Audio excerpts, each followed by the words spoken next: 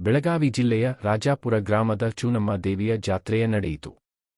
ಯುಗಾದಿ ಅಮಾವಾಸ್ಯೆಯ ಮತ್ತು ಪಾಡ್ಯದ ದಿನದಂದು ಭಕ್ತರು ತಮ್ಮ ಹರಕೆ ತೀರಿಸಲು ಚೂನಿಮಟ್ಟಿ ಹಳ್ಳದಲ್ಲಿ ಪುರುಷರು ಮತ್ತು ಮಹಿಳೆಯರ ಸ್ನಾನ ಮಾಡಿ ಮಡಿಹುಡಿಯಿಂದ 1 ಕಿಲೋಮೀಟರ್ ದೂರದಿಂದ ಗುಡಿಯವರೆಗೆ ದಿಢ ನಮಸ್ಕಾರ ಹಾಕುತ್ತಾ ದೇವಿಯ ಹರಕೆಯನ್ನು ತೀರಿಸುತ್ತಾರೆ.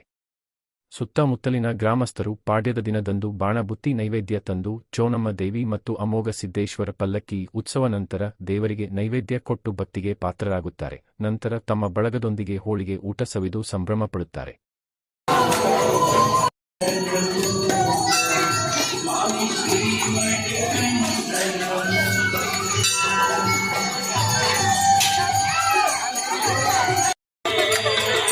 ಬೆಳ್ಳಿಯ ಬೆಳಗಲಿ ಗಂಧದ ಗಾಳಿಯ ಉಸಿರನು ನೀಡಿ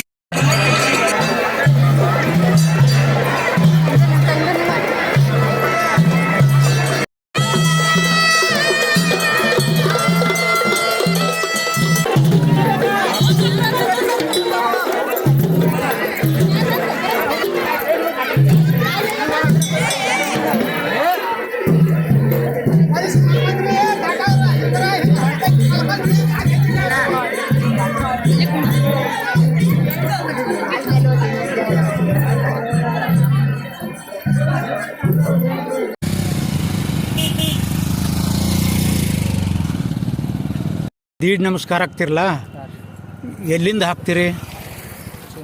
ಅಲ್ಲಿ ಯಾವ ಹೊಳಿ ಅಂತಾರೋ ಯಾವ್ದಂತಾರ್ರಿ? ಹಾಂ, ಈ ಥರ ನೀವು ಮಾಡ್ತಿರಲ್ಲ, ದೇವ್ರದ್ದು ಏನಾರು ಹರಿಕೆ ಐತೆ ಹೆಂಗ? ಅಲ್ಲ, ಈ ಥರ ನೀವು ದೀಡ್ ನಮಸ್ಕಾರ ಹಾಕಿರಿ, ನಿಮ್ಮ ಹಡಿಕೆ ಈಡೇ ಇರ್ತತಿ.